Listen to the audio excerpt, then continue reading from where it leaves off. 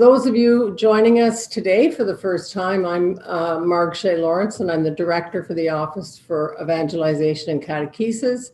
And my colleague Michelle Dabrowski and I welcome you and very pleased that we are all gathered here.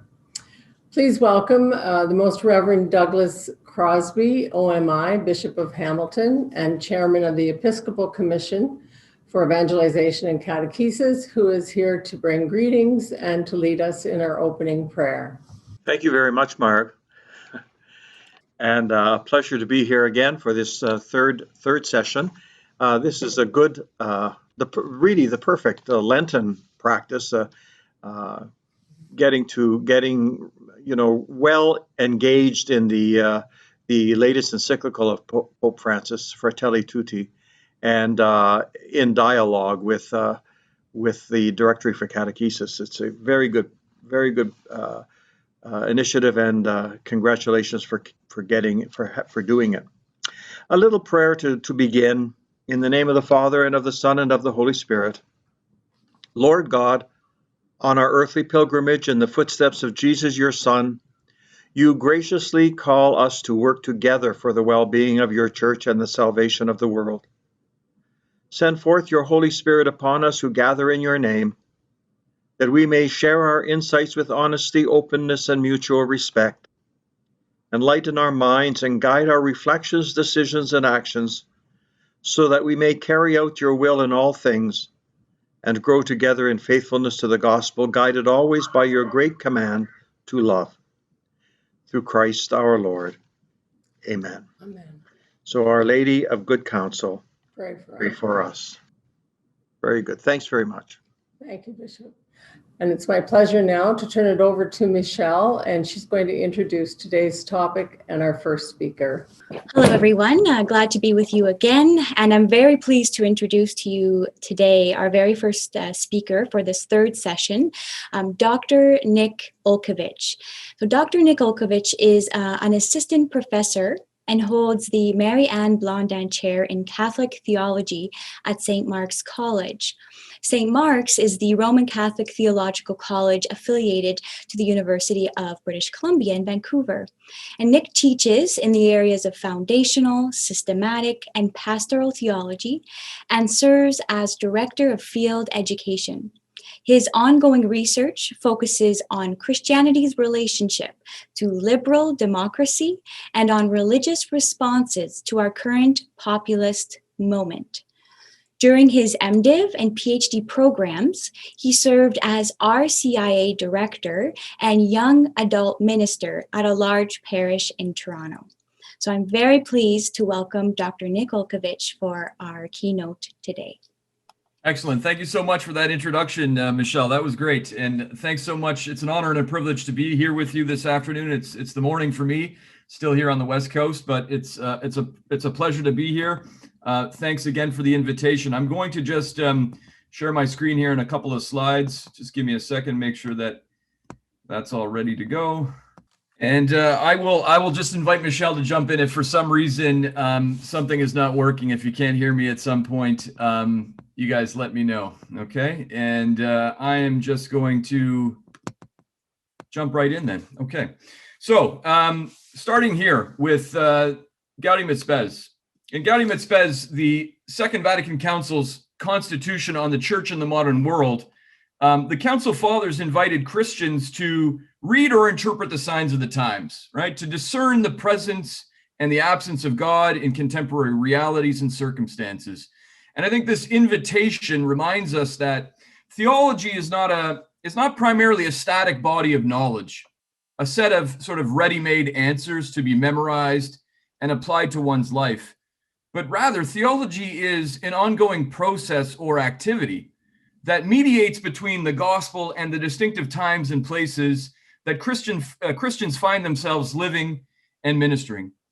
And so, drawing on elements of Pope Francis's sort of recent encyclical Fratelli Tutti on fraternity and social friendship, I'd like to help us read and respond to our current political climate, to raise and reflect on three interrelated sort of questions.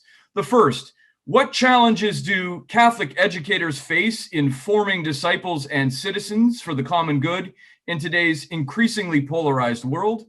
Second, what resources from scripture and tradition, and I'm going to focus principally on the tradition piece of the puzzle, can help us respond to these challenges? And finally, drawing on these resources, how might we better form students and disciples who are committed to the flourishing of all persons in society? And I'm going to wrap up with that. I'll say, I have a couple of high level sort of conclusions. I suspect Anne will say a lot more with respect to that in her sort of talk that follows. And I think it goes without saying, right, that we are living in strange times. And I'm not talking, merely about the pandemic. Our public life together as citizens is increasingly strained. In Fratelli Tutti, Pope Francis laments the way in which our sense of belonging to a single or common human family seems to be fading. The dream of solidarity, of working together for justice and peace, seems increasingly, as he puts it, to be a utopian fiction. And so that's the sort of background. And so I'd like to start with two major trends or challenges that conspire against social friendship and the common good. Two trends present in the broader culture that complicate the task of Catholic education in the here and now. And I think both challenges pop up throughout the encyclical, but they are the subject of an extended discussion in chapter 5. And the two sort of trends that I'm going to speak about this morning are liberal individualism, what people will often simply label neoliberalism, and on the other hand, exclusivist forms of populism. And I'd like to say a little bit about both of those trends here now. So first, sort of three broad sort of points with respect to sort of liberal individualism as a sort of trend that is constitutive of the sort of context we find ourselves in today. According to liberal individualism, human persons are by nature radically asocial and fundamentally self-interested. On the one hand, we are loners, or sort of better, in the sort of common parlance of our times, better rugged individuals, right, who define ourselves apart from or prior to our relationships with others. On the other hand, we are driven by an insatiable desire for what? For money and possessions. A desire to consume that measures happiness ultimately in terms of purchasing power. Now, this conception of the human person inevitably breeds conflict and competition between individuals that culminates in what Thomas Hobbes, for example, right, in Leviathan, describes as a war of all against all. And for liberal individualists, it's the state that rescues us from conflict by guaranteeing us certain negative liberties. So I have the right to be free from coercion or interference, to live my life however I please, provided I don't get in the way of another's right to do the same. And so from this perspective, society is nothing more really than a collection of individuals who have banded together to protect their own narrow sort of self-interest, right? It's captured in a very unique, I think, and special way by Margaret Thatcher's famous line, "There is no society." The second sort of point, and very much related, all three of these points I think are related. This conception of the human person as Homo economicus informs liberal individualism's obsession with free markets and its focus on short-term economic growth or profit. In multiple places throughout the encyclical, Francis laments the way in which politics, in our contemporary sort of context, has been subordinated to the demands of finance and the economy, as well as the neoliberal fiction that, fidelity to free market economics alone will somehow solve social problems like inequality and the environmental sort of crisis. The marketplace by itself, Francis notes, cannot resolve every problem. The mere sum of individual interests is not capable of generating a better world for the human race. And so for Francis, economics must be reoriented by a commitment to the long-term sort of common good. The final point I'd say a little bit about here, and this is present throughout the encyclical, liberal individualism very clearly has a certain missionary zeal. And that missionary zeal finds expression in the global spread or imposition of a culture of consumerism and market efficiency, Now, critics of neoliberal globalization or globalism, right, in the pejorative sort of sense, characterize it as a form of cultural colonization or imperialism that ultimately weakens communal identity, it levels out differences, and it destroys the unique gifts of distinctive sort of cultures. The imposition of this model claims, ironically, right, to unify the world, while it simultaneously divides persons and nations against themselves. In practice, the expansion of neoliberalism's profit-based economic model has benefited the rich and powerful while increasing inequality around the globe. And so we are still far, as Francis notes, from a globalization of the most basic human rights. Now, Christians have very clearly accommodated the gospel to liberal individualism in all sorts of different ways. The prosperity gospel that associates power and wealth with God's blessing is one of the more extreme expressions of this trend, but there are other not so obvious ways by which Christians do this. Johann Baptist Metz, the famous German political theologian and critic of what he describes as bourgeois religion, laments the way in which modern Christianity has lost its prophetic edge. The privatization of the gospel that neoliberalism encourages has reduced the focus of Christianity to an individual and purely interior relationship with God, shorn of its public and social sort of demands. That's the first trend, very prominent, and that we have to contend with as sort of Catholic educators today. I want to say something about a second sort of major challenge that Francis speaks about in various places throughout the encyclical. Political commentators and theorists have traced the rise of what I would describe here as exclusivist forms of populism or of xenophobic forms of nationalism to the growing disillusionment with neoliberal globalization, right? That these are sort of mirror images of one another, and with the corrupt and morally bankrupt elites that propagate and defend it, a sentiment that is really captured by the need to, quote unquote, drain the swamp. Now, according to Francis, exclusivist populism finds expression in movements that define themselves in a very clear and precise way against outsiders, in us versus them, we, they mentalities that scapegoat or exclude those who are different, especially migrants and religious minorities who are perceived as threats to the cultural integrity and economic success of the nation.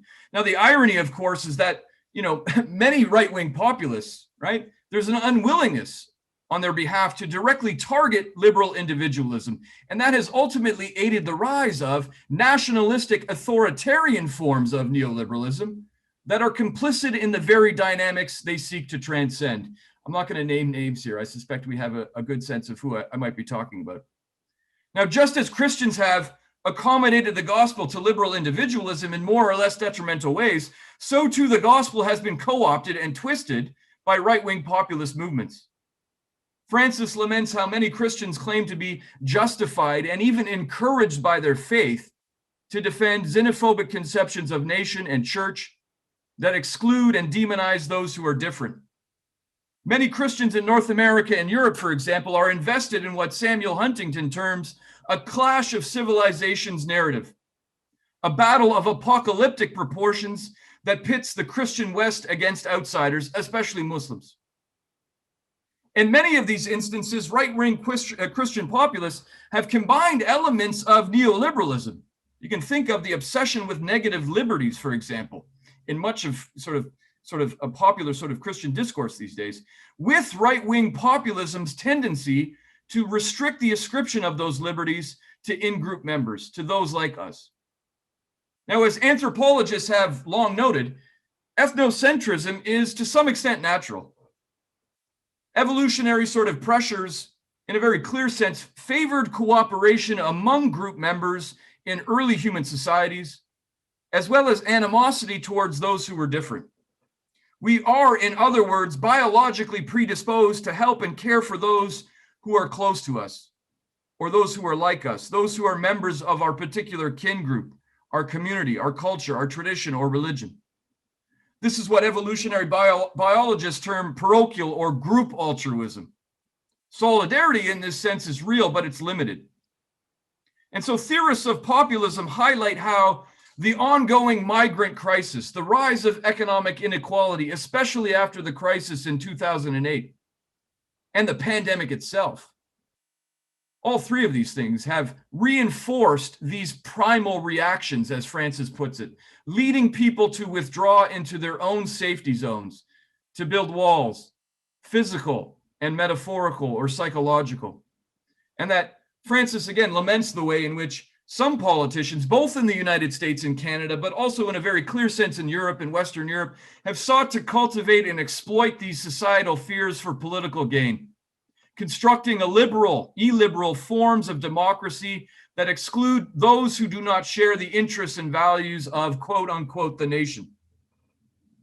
And in calling us to move beyond these limited forms of altruism, Francis notes that exclusivists have ultimately deluded themselves into thinking that if they close their doors to the outside, they can somehow develop independently of others. So where do we go from here? These are two sort of major challenges that we're facing today. These two mutually reinforcing trends, and I think they are, they're sort of mirror images of one another, as I was sort of saying. Liberal individualism and right-wing populism, both of these trends have contributed to fragmentation and disunity among people and between cultures, nations, and religions. And yet the COVID-19 crisis has done us a service, Francis says, by revealing the limitations of both of these trends.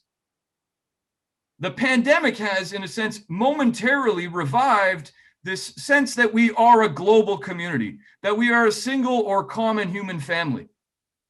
Echoing themes that lie at the heart of his previous encyclical, Laudato Si', Francis argues that since everyone and everything is interconnected and ultimately interdependent, it makes little sense to presume that our own personal flourishing or the flourishing of our own group or nation is not bound up with the flourishing of the whole.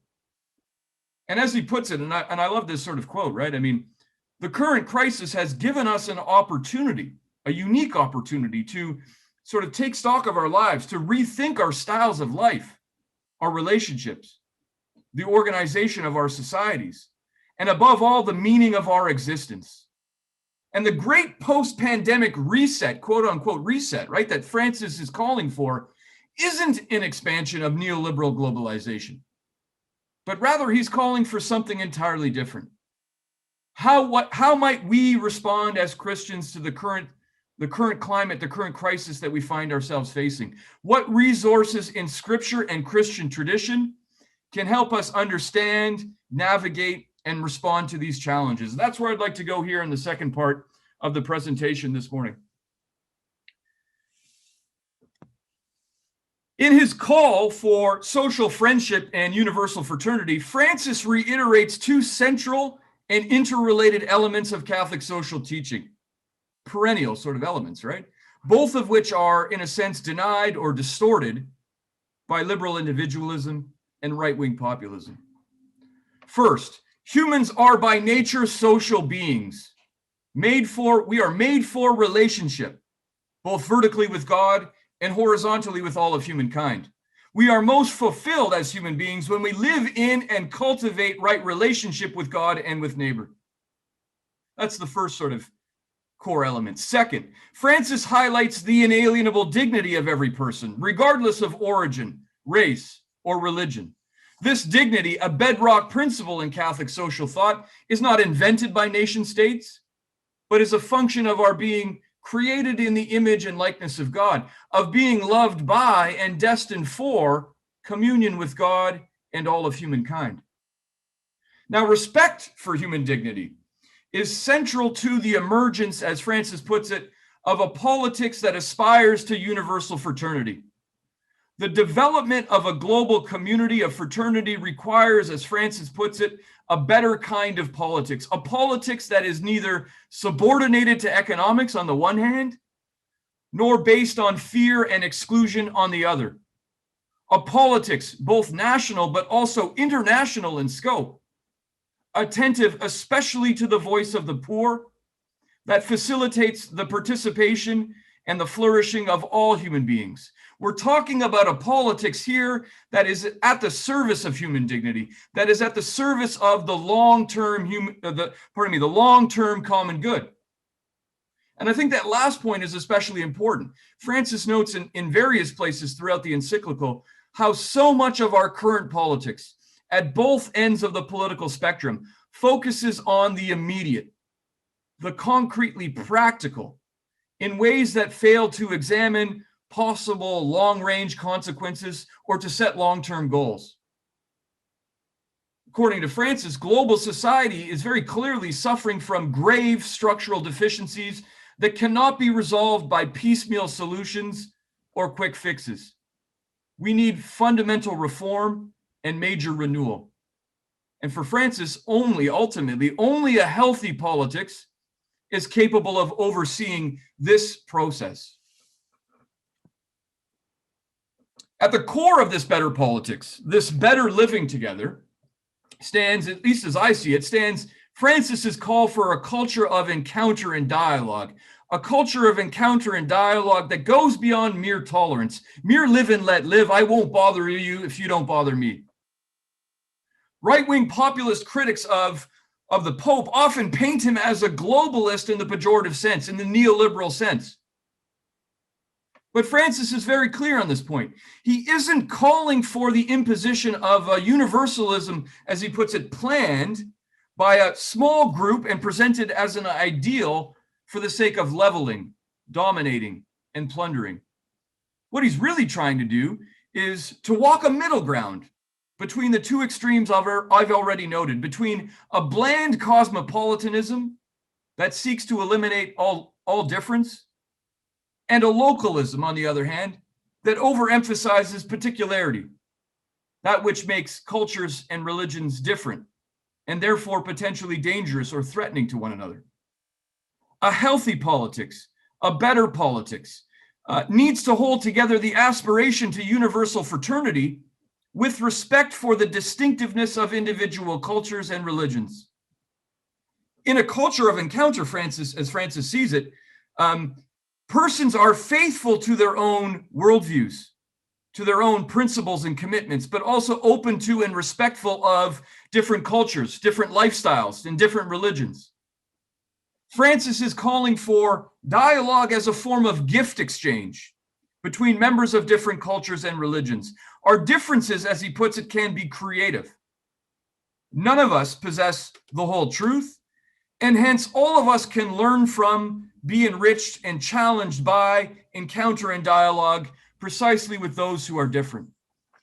Francis uses, and I love this image, and I think Anne has the same image in her slides as well, which is great. Francis uses the image of a polyhedron to depict a society that is able to do this well, right? And that for Francis, it is in and through a process of mutual exchange, a shared search for truth in freedom and in dialogue, that a genuine people is actually born. That's how we construct a genuinely inclusive people, as Francis sees it. And that's a very different understanding of liberal democracy than one finds in either of the two extremes, liberal individualism and right-wing populism, that I've highlighted above.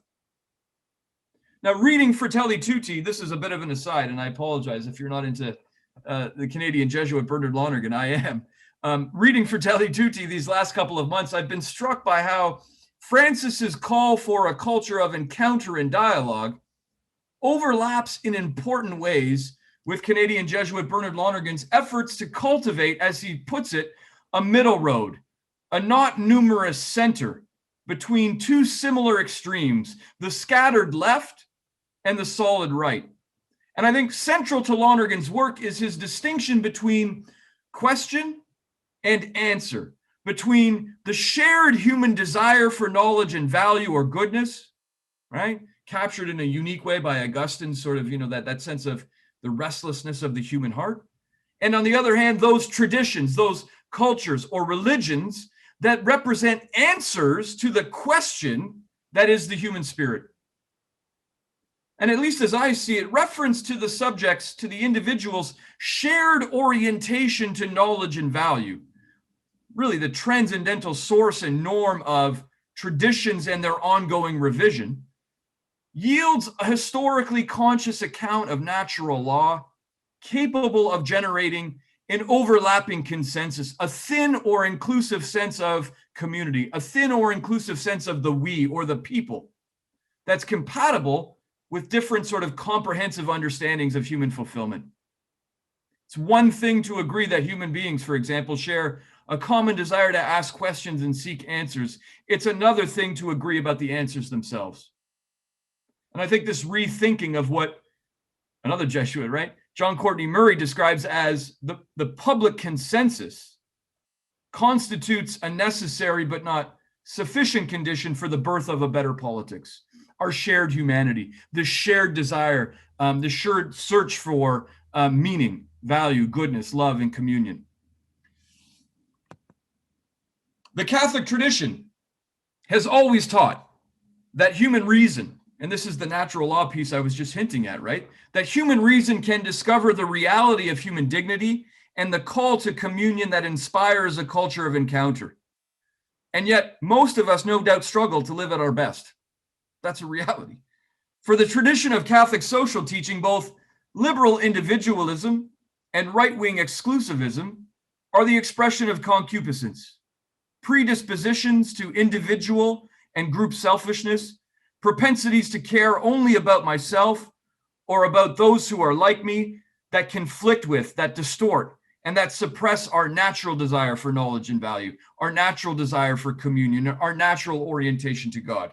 The tradition is very clear on this point. We can only overcome the negative effects of concupiscence and sin with the assistance of God's love. The God that we naturally yearn for as human beings reaches out to us in human history, inviting humankind into a love relationship. And we experience the free gift of God's love, the experience of communion with God. We experience that as a foretaste, a tiny little taste of whatever it is that would satisfy our yearning for knowledge and value and communion, completely. It's a foretaste of whatever would satisfy that desire completely.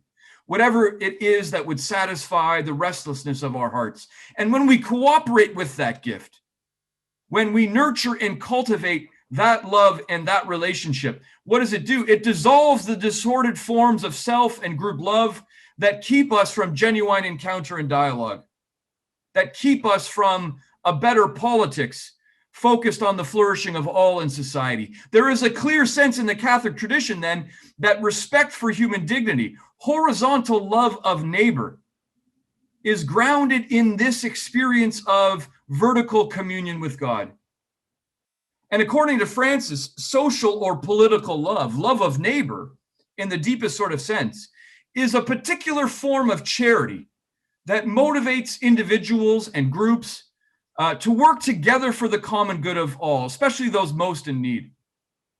Political love reminds us, as he says in Fratelli Tutti, that charity finds expression not only in close and intimate relationships, but also in, as he puts it, macro relationships, social, economic, and political. We are called not only to respond to our neighbor on the side of the road, we are also called to work at transforming the social conditions that cause suffering in the first place. And I think Francis is in a clear way here hinting at what contemporary theologians call social grace. Social grace as the flip side of what the tradition has termed social sin, right? The reality that finds expression in those social practices, structures, and institutions that ultimately hinder integral human development. Social grace as the flip side of that, the response to that in society. Now, although this experience of communion is mediated for us as Christians, right, in a unique and definitive way in the life, death, and resurrection of Jesus Christ, in Fratelli Tutti's final chapter on interreligious dialogue and cooperation, Francis foregrounds the universal reach of God's love. In several places, most notably Nostra Aetate, the declaration on the relation of the Church to non-Christian religions, the fathers of the Second Vatican Council affirmed what we've always known but have sometimes forgotten, that God wills the salvation of all human beings, that God is reaching out constantly to invite all human beings into a love relationship. The appeal to what, contemporary theologians will describe as general or transcendental revelation, right? What someone like Bernard Lonergan might describe as the universal gift of the Spirit given to all people in all times and all places, allows someone like Francis to affirm that grace is present and operative beyond the confines of the church in the lives of non-Christians and within democratic practices and institutions in particular. Now, this expanded vision of divine presence in human history plays an important role in motivating interfaith dialogue and cooperation in service to the common good. I think Francis is making an important point in this final chapter about the nature of, what we might describe as authentic, quote unquote, religion. In his analysis of the parable of the Good Samaritan, Francis, for example, notes that there are only two kinds of people: those who care for someone who is hurting and those who ultimately pass by, those who love their neighbor and those who don't. The spiritual stature of a person's life, as he puts it, love this quote, right, is measured by love and not merely by adherence to the right or the correct sort of doctrine. Far from underwriting exclusionary politics, as many think, authentic religion in this sense, self-sacrificial love, which is really the core of that, constitutes the remote condition of a genuinely inclusive common good. Religious people have a lot to offer on this front.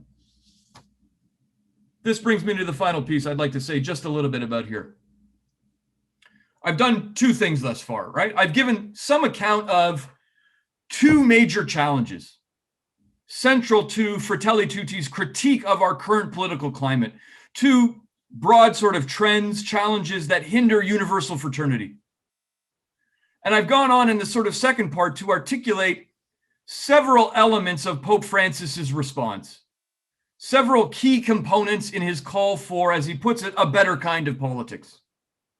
Now, at the core of Francis's efforts to foster an inclusive form of the people, right, or the common good, stands an alternative anthropological vision, an alternative account of the human person and community that includes, as I've been sort of arguing, both philosophical, there is an element here of natural law, I think, a historically conscious account of natural law, but also theological sort of dimensions. Allow me to end now here by addressing this third and final question that I opened with. How might we, in light of this revised, expanded sort of anthropological vision, how might we better form students and disciples who are committed to the flourishing of all persons in society? And here I'd like to draw out just several high-level implications for Catholic education. I think I've got 4 on the next slide. I'll just say a little bit about each of them. I think from a broadly humanistic perspective, a Catholic education that aspires to form disciples for encounter, for dialogue, and for service to human dignity in our current populist age must assist students, Christian, but also non-Christian. This is something we share in common, right, as humans, in identifying, appropriating, and cooperating with their natural desire for knowledge, their natural desire for value, their natural desire for love and communion. Education for what Bernard Lonergan terms self-appropriation, critical self-possession. The central plank, as I see it, in a historically conscious Catholic philosophy of education, is an essential component in formation for democratic citizenship, but also for mature participation in the life of the church. Self-appropriation, as I see it, sets important conditions of possibility for the culture of encounter and dialogue that Francis commends. We need, I think, in a sense, to make space for questions and discussion about the nature of the good life. We need to encourage students to think carefully and critically, even in Christian education classroom. The second point, and I think all 4 of these are related. From a more specifically theological perspective, Catholic education aspires to what? It aspires to form persons who can identify and cooperate with the gift of God's love as well as harness their unique gifts and charisms in service to the common good or the kingdom. We need to introduce students to the richness of the tradition, especially the tradition of Catholic social thought. But we also need to cultivate a capacity for theological reflection, for discerning the presence and the movement of God in everyday life.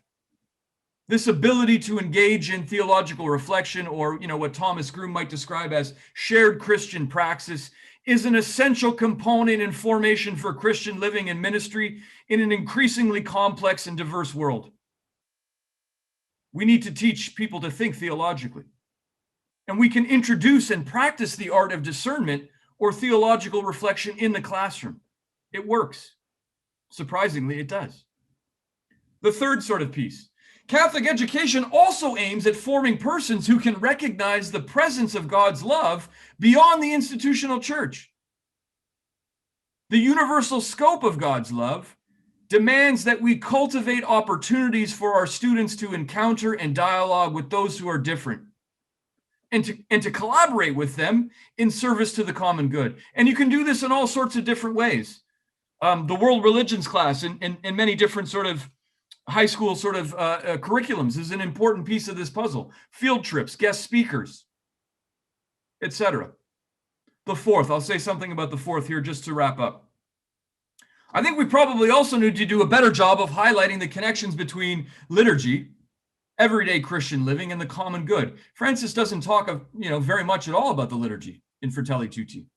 But I think there's a series of connections here that we need to be better at fostering. In the celebration of the liturgy, for example, we enact and rehearse the relationships with God and neighbor to which we are called as human beings. The liturgy, in this sense, is the public performance of the kingdom, a foretaste of a future when we will live in right relationship with God and neighbor. And this experience of communion, of relationship, both vertical and horizontal, is meant to form and empower us to live as Christ lived, to continue his work of serving the kingdom of God, the reality of communion in our everyday lives.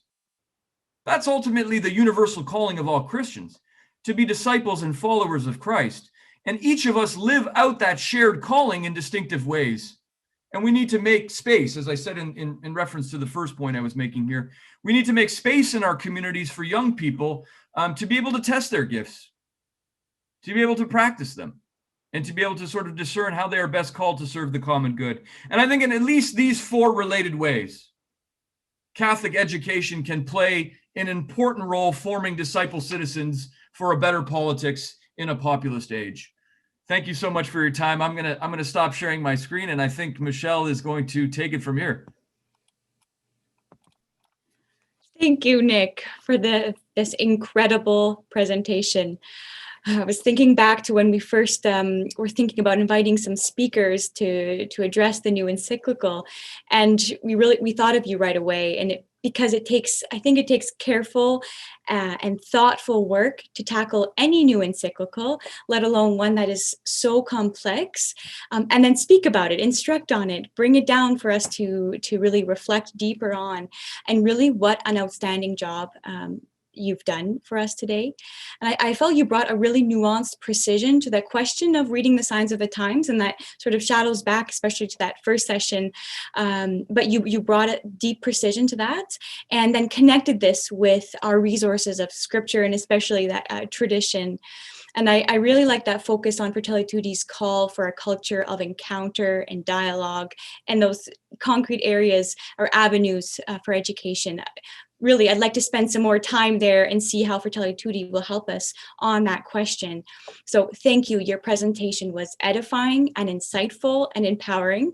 So thank you for carving out that time to be with us today. And I think I will now invite Marg back on to introduce our responder. Thank you very much, Michelle. So today, our guest speaker is no stranger to us. We know Dr. Ann Walsh. She's going to be able to respond through the lens of the catechist to Nick's excellent presentation. You may know that Anne was born, she's a native of St. John's, Newfoundland and Labrador. She works with the Redemptorists as a coordinator for the Partnership and Mission for the Redemptorists of North America, and as a member of the Redemptorist Adult Faith Formation Team for the Redemptorists of Canada. She's also chair of the Redemptorist General Commission for Partnership and Mission and a member of the Redemptorists,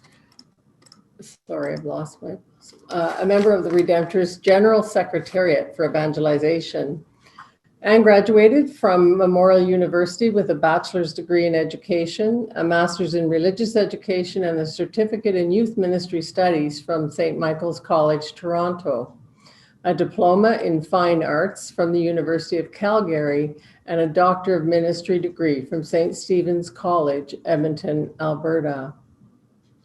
Anne has been a classroom teacher and a coordinator of religious education. She has been a longtime advisor to the Canadian Conference of Catholic Bishops in the area of adult faith formation.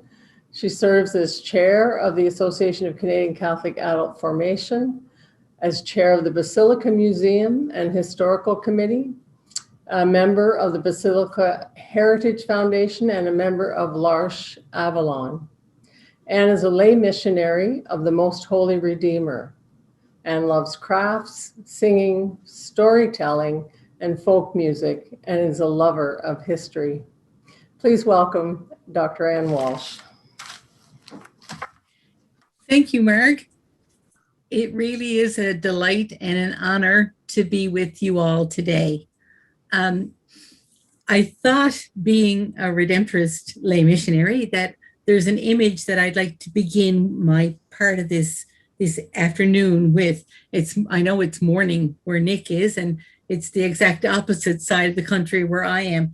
And so an image, when Pope Francis speaks about a culture of encounter, and I ask, well, what's the catechist role in fostering and embedding that concept of a culture of encounter in people's minds?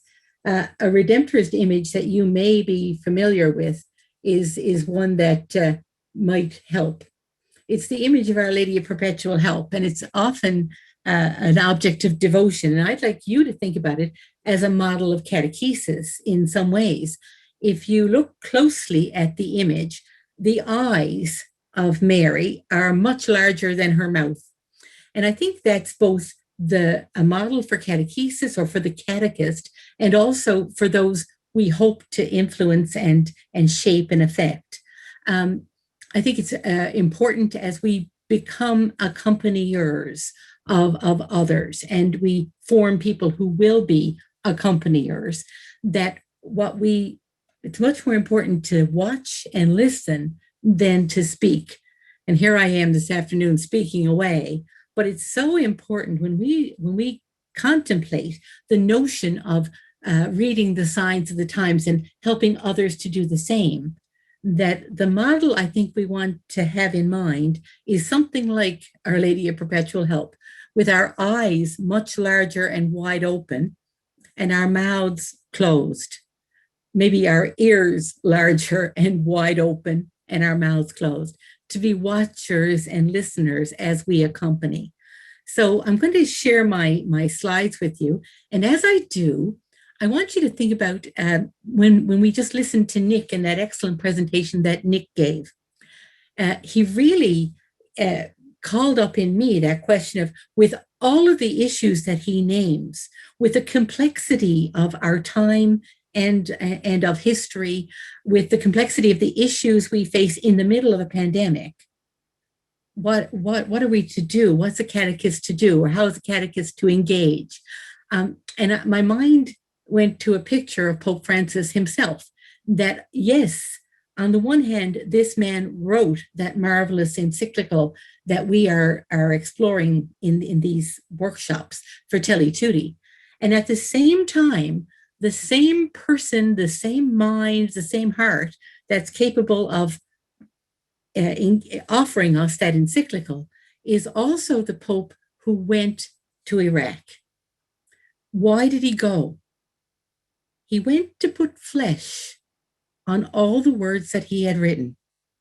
He went to give witness to the question, who is my neighbor? To his answer to that question, who is my neighbor? How am I to be with my neighbor? And to teach all of us through that. So I think in many ways, he also modeled a way of looking at catechesis, that it's as much a thing of witness as it is a thing of words. And so I'm going to share this screen with you. And so the key question then would be, so what's a catechist to do? We're going to try to put a little bit of what Nick has presented to us in Fratelli Tutti into dialogue with the new directory for catechesis. So you'll see a picture of it there on your screen and a picture of me going, well, what am I to do with that? And I'm sure some of you had the same kind of a question. And that's a fairly valid question. So where would you go if you're a catechist looking at the directory for catechesis? Where would you go to try to look for some help? And so I went to the table of contents, a good place to go. And I looked at part 3 in the directory for catechesis. So part 3 is divided into 4 chapters. And there's one chapter that I'm actually going to direct you to today. So if you look at chapter 10, it looks at the issues of catechesis in the face of contemporary cultural scenarios. So that's where we want to go today. We're going to go to chapter 10. And I'm thanking Michelle for taking care of my slides there. So Michelle, if we could move on to the next slide, please, that'd be great. So before we go to chapter 10, what do we think catechesis is? Well, the directory for catechesis says it's not something Anne does. It's not something I do. It's an ecclesial act, an act of the whole church and on behalf of the whole church. So it's both an act and a ministry.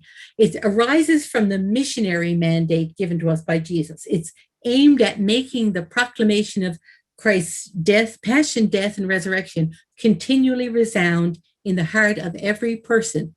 And the genius of this directory for catechesis is that it doesn't leave that sentence or that bullet point there. It almost always moves us to so what? To ask the question, why? Well, then why? It's aimed at making the proclamation resound in our hearts. Why? So that lives may be transformed. Ours, as catechists, and the lives of the people amongst whom we catechize or who we catechize. It's a very dynamic and complex reality then at the service of the word. So catechesis in the vision of the directory for catechesis is a ministry of the word. It's about accompaniment. And so Nick was really strong on that. And it's a strong theme in Fratelli Tutti. It's education and formation in the faith and for the faith. And it introduces people into the celebration of the mystery. Beauty and mystery are key words in the directory. So I'll ask Michelle to pass on to the next slide. And so I want to look into number 319, right there at the beginning of chapter 10. It introduces us to catechesis in the face of contemporary cultural scenarios. And so Nick did a beautiful job of opening that up for us. The role of the catechist is in part to be one who is a theological reflector and to help others to theologically reflect or reflect theologically on their experience. So catechesis participates in that challenge to the whole church of opposing processes that are focused on injustice, on the exclusion of the poor, on the primacy of money in order to act instead as a prophetic sign of promotion and the fullness of life for all. So catechesis really is an act that involves theological reflection so that lives are transformed. What are we? Another great image is midwives. We are participants in the birth of something new. And Pope Francis' encyclical gives us the vision of where the world might go if we really answered the question, who is my sister? Who is my brother? Who is my neighbor? In the way that Pope Francis hopes we will. So to evangelize is to make the kingdom of God, to make the reign of God present here and now. Michelle, if you'd move on, please. So some of the situations that Fratelli Tutti deals with and that Nick dealt with in his presentation, situations of pluralism and complexity, are actually concretely dealt with and pretty extensively dealt with in the Directory for Catechesis. So why? Because it's the role of the catechist to help people to navigate these complex realities and be able to reflect theologically on them. Now, I'm not going to say a whole lot more about number 320 in the directory, but just to point you to the fact that it's there. And you might want to come back to these slides later, or just to jot down for yourself that you'd like to go into chapter 10 and have a look at how does it shed some light on how we do in our parishes, in our schools, in our adult education sessions, in our retreat ministry, in our formation ministry, what Pope Francis does in Fratelli Tutti. So, Michelle, you can move right on. So Nick used this image before. It was funny that we both used the same one, but it's a great image. So it's an image of a polyhedron, and Pope Francis himself uses it, and the Directory for Catechesis uses it too. Now, interestingly, Fratelli Tutti and the Directory for Catechesis were not written in lockstep. They weren't written together. Though they did come out very close together, they were written by different groups of people. And our Fratelli Tutti is Pope Francis.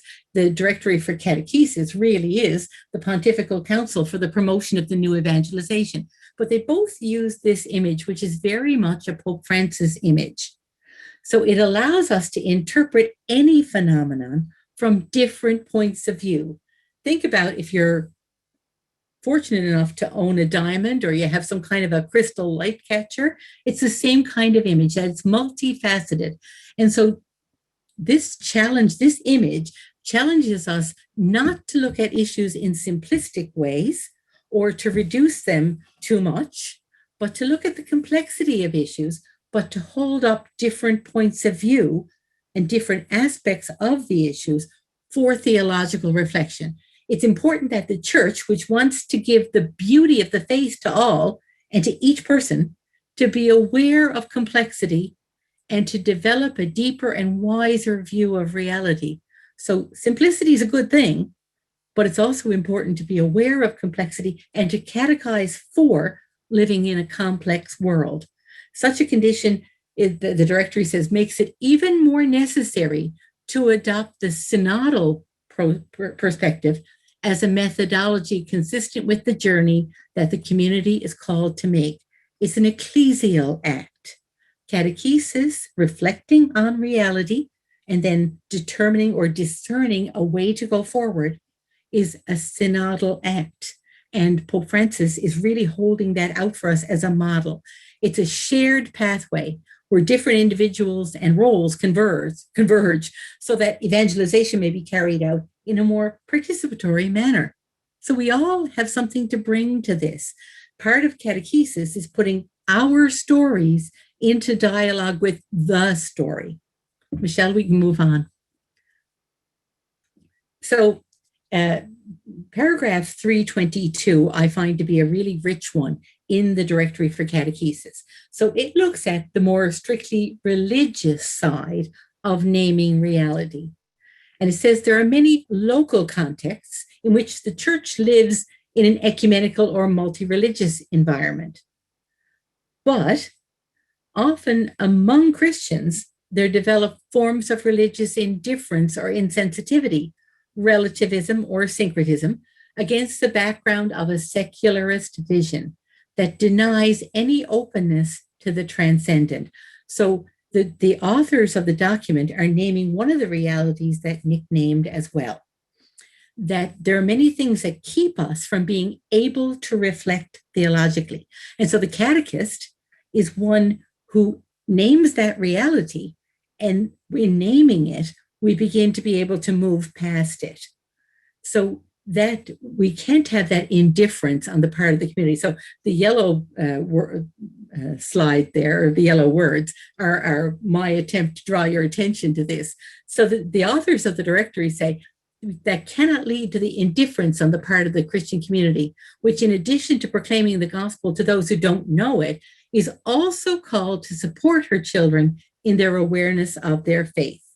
So the role of the catechist might be to proclaim the good news to those who have not heard it or have not heard it as good news. It's also our role to proclaim the good news anew to those who have heard it and who need to hear something new for this new moment in their lives.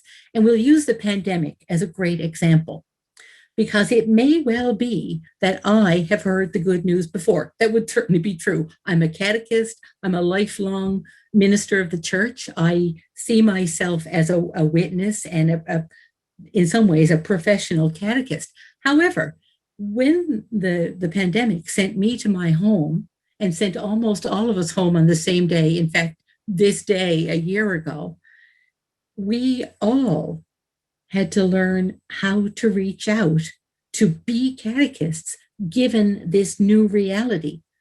And we did, one way or another, usually with the help of one another, we did it. So I think that gives us a great example of how we are called to help people who already have are grounded in their faith, but now need new skills, new reflective abilities to cope with a new moment. And Michelle, we can move on there. So a really great image in the directory for catechesis. Now you won't find this image. This is my convoluted image, but it works. There are 3 moments in the job or the role of a catechist. The first is missionary activity. It's that first proclamation of what some would say the proclamation of the kerygma. It's the first proclamation, the introduction of the good news of the person of Jesus Christ, the invitation. So the first moment. The second moment of evangelization is catechetical activity, where most of us are very comfortable. It's that if falling in love with Jesus Christ is what happens in the first moment, the second moment is deepening the relationship. And then in the third moment, the pastoral activity of the church is engaging people in ongoing missionary activity, ongoing pastoral life. So for each of us as catechists, we're engaged in 3 moments of an ongoing process. But these are not lockstep. For me, I just said, I would say I'm firmly convicted. If I were to name myself in one moment on that chart, I am in the moment of pastoral activity. But when my mother died, and I felt myself for the first time an orphan, not knowing, having never experienced that before, where is God? Where do I look for hope? Where do I look for sustenance? I would say I went right back, now not in all ways, but to that need in the missionary activity stage to hear the good news of Christ's love proclaimed to me again by those who love me and by some who didn't even know me, but proclaimed to me for this new moment in my life. Now, I might have still been catechizing others. I'm still firmly in pastoral activity, but I needed to hear that proclamation that Jesus Christ loved you, he gave his life for you, and he's with you now. That's what the directory says, and what Pope Francis, how he frames the kerygma. I needed to hear that again. Other times, perhaps as with a situation like Fratelli Tutti, I go back to catechetical activity. I need to read it. I need to listen to people like Nick talk. I need to hear other people speak. I need to read commentaries so that I can catechize others. But I need to be catechized first. So even though I might be firmly a pastoral minister of the church, there's times when in my life I do need to hear the kerygma addressed to me to suit this moment in my life. And there are times when a new document comes out and I need to be catechized. So these moments are not lockstep. I think we can move on, Michelle. So continuing, we talked about the strictly religious point of view. The next paragraph in the directory looks at the socio-cultural point of view. And so there are some who will say, well, the socio-cultural stuff doesn't really have anything to do with catechesis. It has everything to do with catechesis. Nick has named it so well. So from this perspective, it's undeniable that processes of mass communication have seen a significant acceleration and have contributed to that global mentality that he's speaking of. On the one hand, it offers the immediate possibility of feeling ourselves to be members of a great community, a great human family. But on the other, it can make people the victims of power that's often anonymous. So we're living, and the directory really names this well. In paragraph 323, it says, we're living in an information-driven society which bombards us indiscriminately with data, all treated as being of equal importance. And so the catechist's job is not to do the work for the person or for the group, but really to help us to discern, what will I listen to?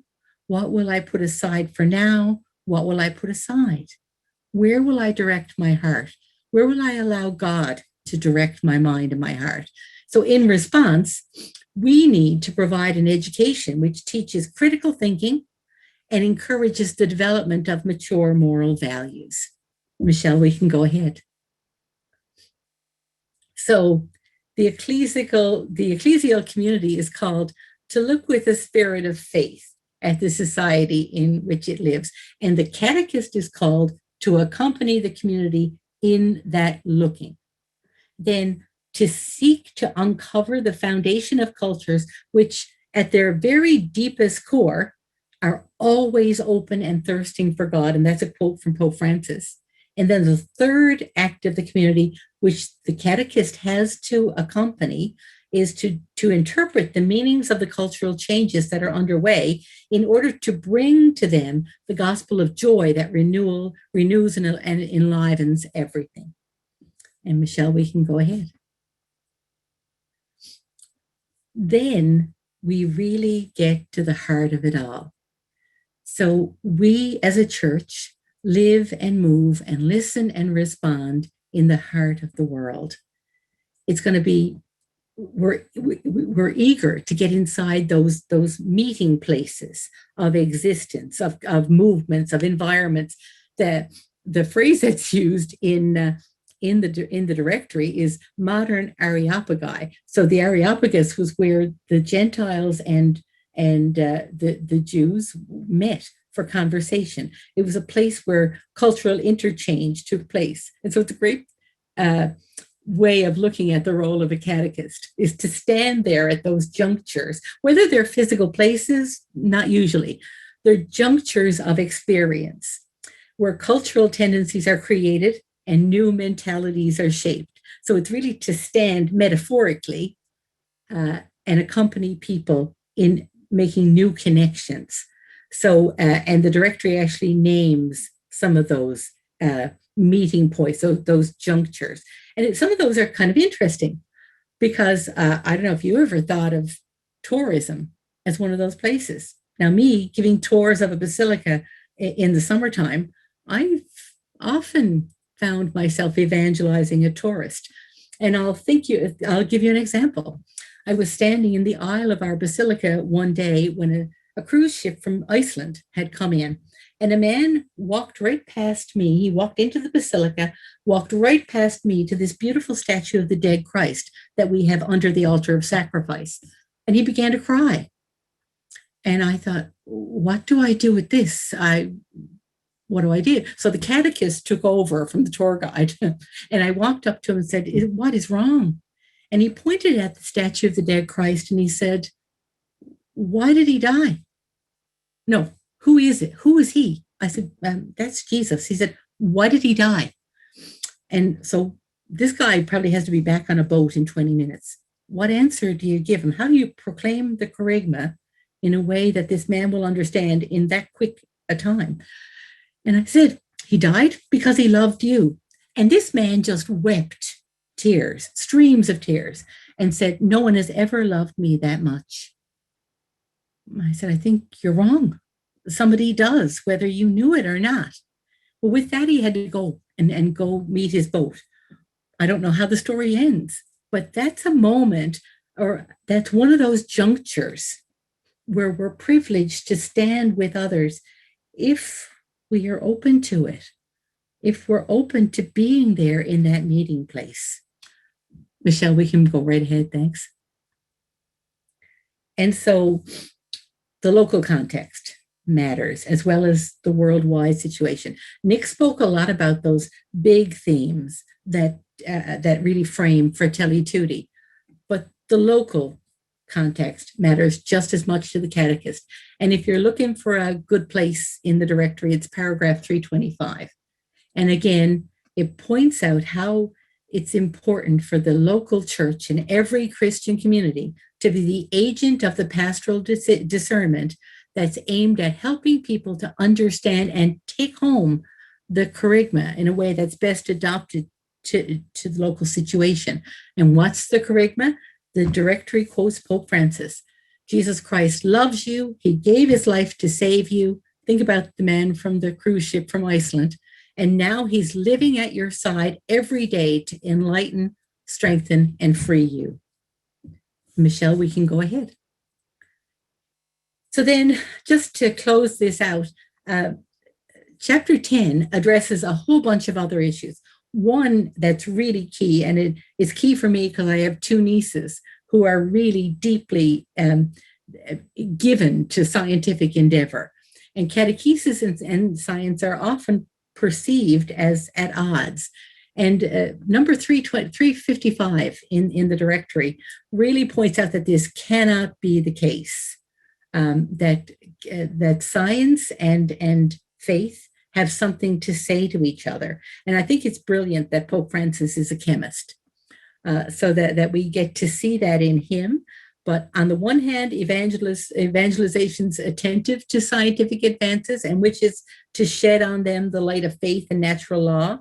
And on the other, it's true that when certain categories of reason and the sciences are taken up into the proclamation of the message, these categories can then become tools of evangelization. I don't know if any of you are star watchers like me, but sometimes to go onto the Vatican Observatory and listen to some of those talks by Brother Guy Consolmagno, the Jesuit who's the director of the Vatican Observatory, it's an act of faith as well as a profound act of science. And then the last slide, Michelle, really just points at some other things that you'll find more wisdom in chapter 10. Catechesis and the integrity of the human person, environmental engagement, catechesis and the option for the poor, catechesis and social engagement, catechesis and work.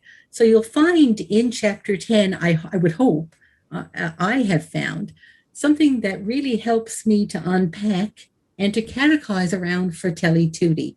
And I thank Nick for doing such a great job of breaking open some key themes and issues arising from Fratelli Tutti. And I'm going to pass you right back to Marg, and she'll lead us into the question and answer. Oh, Anne, I received two texts while I was listening to you, and I was listening very attentively. One said, "This is brilliant," and the other said, "Dynamite." Those are two words that have been used to describe your presentation this afternoon. And I agree with all of them. Oh, wow. Thank you very much. The image of Our Lady of Perpetual Help, I will have to have another real good look at Our Lady of Perpetual Help the next time I see her image. Eyes wide open, ears wide open, mouth shut. In the sense that we're called to listen, and that as catechists we're called to listen and to understand the other in ways that sometimes might not be exactly comfortable for us, but finding that how to do that, to meet them where they are in their journey, at the missionary moment, in the catechetical moment, in the pastoral moment, to recognize that, yeah, we are bombarded with so much in terms of media and social media and so many differing opinions and so on. And so we need to be able to discern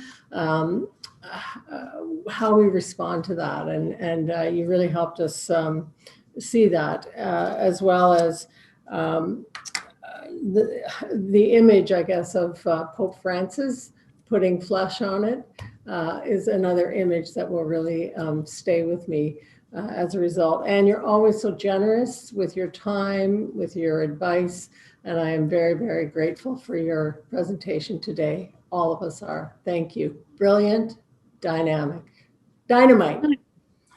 You're very welcome. It's my pleasure. We're going to turn it over to David Daler, who's going to moderate some questions for Nick and Anne. Well, thank you, Marg. I found today really difficult because my job was to moderate everybody's question, and I was so tied into what both of you were talking about. The comments that are coming in are wonderful. Again, it's just two brilliant presentations. There was such a blend of the head with the heart, and pulling it all together and tying it together beautifully as catechists. But there were some comments coming in from some people that are some really good questions I think that we could look at. There was one that came in that said, and Nick, I think this may be addressed to you, is Fratelli Tutti depending on institutional transcendence of the church being a new container for bringing about the change that Pope Francis is advocating? Thanks for that, David. I'm trying to find it on the Q&A sort of thing here, just so I can reread it. But I right, can't. Right near the top on Catholic formation is Fratelli Tutti depending on institutional transcendence. Church being, yeah. Depending on institutional transcendence, church being a new container for bringing about. And I think I know Marcel, and she's saying here as well, the church needs to change too. I mean, certainly the church needs to change. I think that there is a need for, I mean, as I said, in several places in with respect to the sort of two major challenges or trends that we're facing as Christians and that Catholic educators face in the contemporary sort of world. Very clearly, we've accommodated ourselves to liberal individualism and to sort of exclusivist forms of populism. I don't want to say in a very high institutional sort of level, but I mean, certainly Christians have done that and continue to sort of do that. And I think very clearly that, there is a sense in which Christians need to get their house in order first, in order to be able to sort of witness, to be a sort of, for the church to be a sacrament of, of this mystery of communion that we're sort of called to in the world. We're all called to sort of individual sort of conversion, and the church, has in the past fallen short of its call to sort of be a witness to that mystery of communion in the world.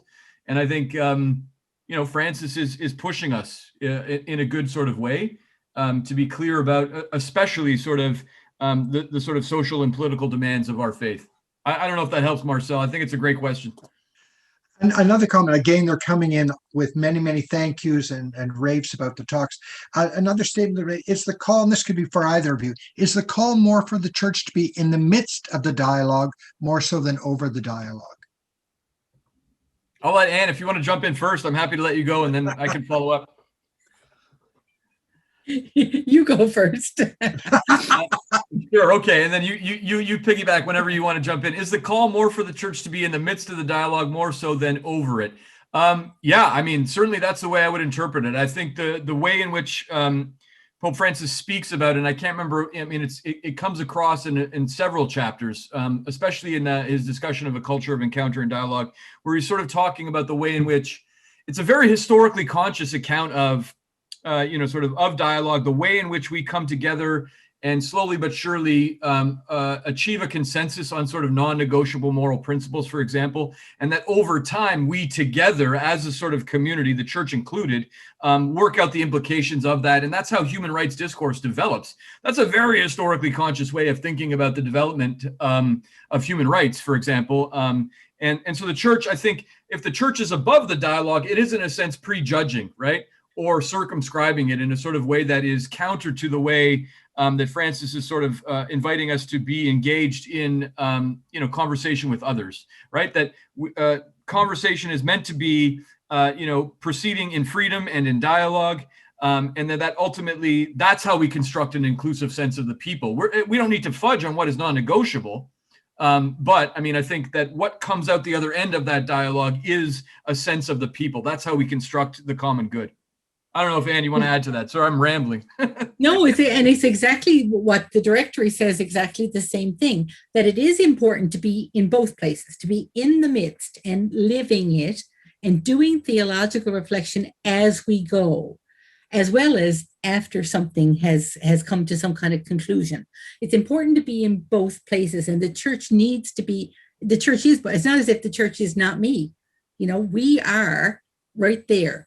And the place of dialogue is both in the here and now, and as these situations are unfolding, and afterwards in the reflection that happens later when things have kind of, when the dust is settled. So it's both.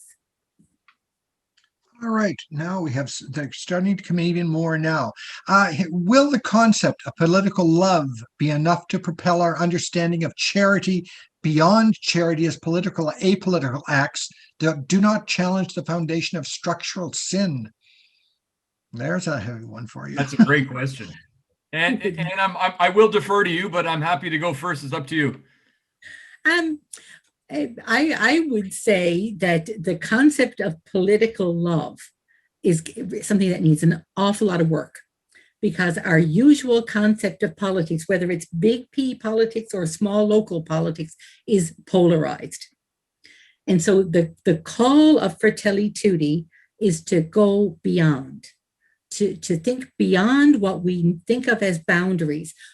I'm a Levite, I can't touch that injured person. I'm a priest, I'll be defiled. I'm a whatever and I can't, or I'm a whatever and I can. To go way beyond all this, to see a better way. And so I think that's where Nick's going to need to jump in.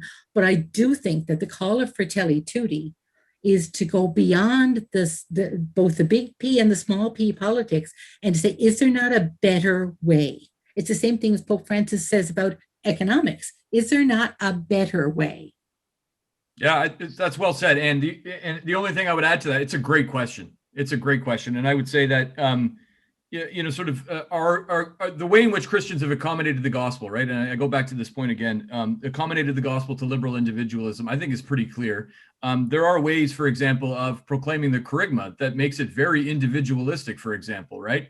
Well, Jesus died only for me. And it's, sort of neglecting the sense that really we're saved as a community, as a people. And I think there are ways that we can be better at that, for example, in proclaiming the gospel. And I think, so that's a piece of the puzzle. We can't lose that sort of broader horizon. The vision of the kingdom is inclusive. It's not merely individual. And I would say the concept's definitely not going to save us on this front, right? It's the experience of God's love that is the root of political love, right? That is going to sort of, motivate a sort of a better kind of politics, a different way of doing politics, as Anne was sort of getting at, and to be able to cultivate a sense of the experience of that love in everything that we do. I think that's what we're sort of called to do as Catholic educators and as catechists, because God's love is present in our lives all the time. And so many of the students, for example, that I've met and I've worked with, even undergraduate students who've come from Catholic high schools. Well, you mean God's love is present in my life all the time? And to help people connect with that, and then to connect to the sort of the experience of vertical communion with the call to horizontal communion, I think is something that, many young people get. They get the horizontal piece and how you can connect those two things together. It's a great question, Luke. I really like this comment that comes in because it tied both your talks together. The writer said, Anne, I was struck by your story of the man from the cruise ship. Before your excellent catechesis, the initial teaching was from the Basilica environment, but he heard it in context of Nick's comments on the liturgy and its place as being a foretaste of heaven. What are we doing to help us use our beautiful spaces as catechetical spaces? He's thinking about English cathedrals, inviting people in to see art installations. What are your thoughts from both of you on this? This will be our last question. Go ahead. I think, there's all throughout the directory, there's a new focus on beauty and both the role of beauty as catechetical and then creating beautiful environments. Now, that doesn't always mean physically beautiful, but so many of our worship spaces are ideal catechetical environments because they suck someone up, the tourist or the visitor, into beauty and history. And a sense that I'm in the midst of something bigger than me, bigger than us, bigger than now. And I think there's so much potential there. But Nick, you can. No, I think that's really well said, and I think that's really well said. I wouldn't add too much to that either. I think the beauty piece is huge these days, as a sort of another transcendental, right? I could add that to what I was sort of saying about the natural orientation or desire we have for knowledge, value, communion, love. Let's add beauty to that pile, right? I mean, I think that's, and I'm not as strong on that point, and I think this suggestion is a good one. It's a very good one. And what a way to end our conversation. The beauty of both your presentations today was just astounding. And I thank you for that. Marg, I'll turn it back over to you. Thank you very much, David. We always appreciate the help of our moderators. So David, thank you for being with us today. Before we end the day, first of all, I think the whole session has been dynamite and brilliant. And I'm really grateful to both of you for your presence here and for your assistance. So thank you very much for that. I also wanted to say, I know I mentioned St. Patrick at the beginning of the session. Tomorrow is St. Patrick's Day, by the way. But Friday is the Feast of St. Joseph. And on Friday, we are hoping to launch the CCCB a wonderful web page with resources on St. Joseph. And we've taken the document Patris Corde and broken it down according to 7 attributes that Pope Francis identifies there. And we've created little video reflections with people from across the country with a bit of a some opportunity for reflection, as well as we've added liturgical resources. We've got some activities for children and youth, families, some other resources that you can go out to. So look for that on Thursday. It's going to be there, and I think it will be a really wonderful resource to help you reflect on the St. Joseph, a beloved father, a father with a heart. Thank you very much, everyone. If the panelists would stay on, if they wish, and we'll say goodbye to everyone else. Thank you for joining us today. We'll see you next week.